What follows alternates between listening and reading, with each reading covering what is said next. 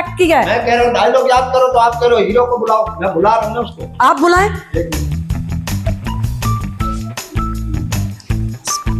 नहीं उठा रहा है, सबमिट करती हूँ पर्स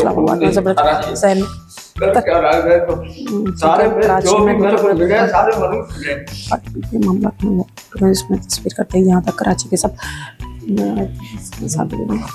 आप जब तक इसको याद तो कर लो ना भाई। सर मुझे आप ये बताएं कि आपको सर अस्सलाम वालेकुम सर।